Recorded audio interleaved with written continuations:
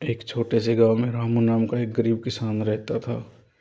उसके पास ज़मीन बहुत कम थी और साधन भी ज़्यादा नहीं थे। वह हर रोज़ सुबह सूरज निकलने से पहले उठ जाता और अपने छोटे से खेत में काम करने चला जाता। रामू की पत्नी सीता और उसका एक बेटा मोहन था। परिवार बहुत साधारण था, लेकिन उनमें प्यार और एक दूसरे के लिए सम्मान बहुत था।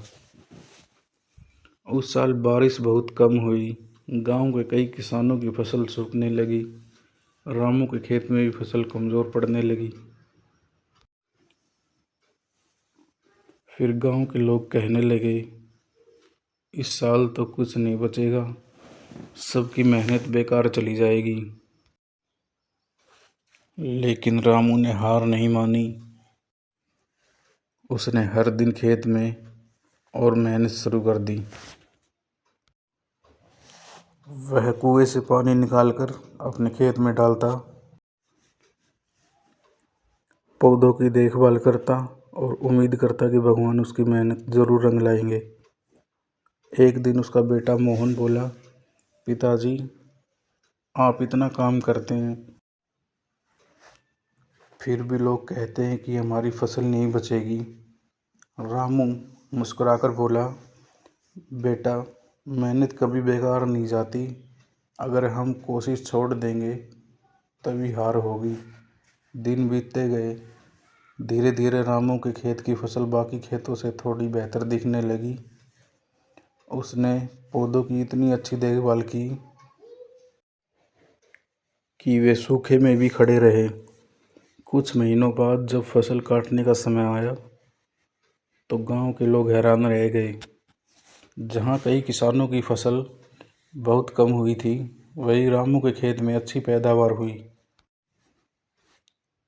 गांव के लोग उसके पास आए और बोले, रामू,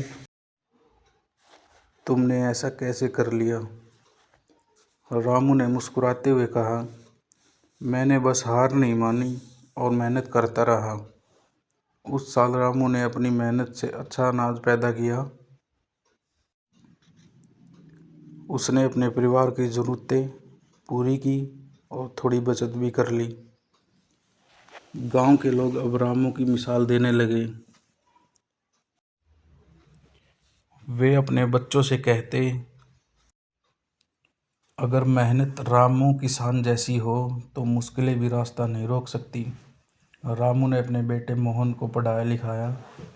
मोहन बड़ा होकर कृषि अधिकारी बना और उसने गांव के किसानों को नई खेती के तरीके सिखाए, ताकि किसी किसान को गरीबी और परेशानी का सामना न करना पड़े।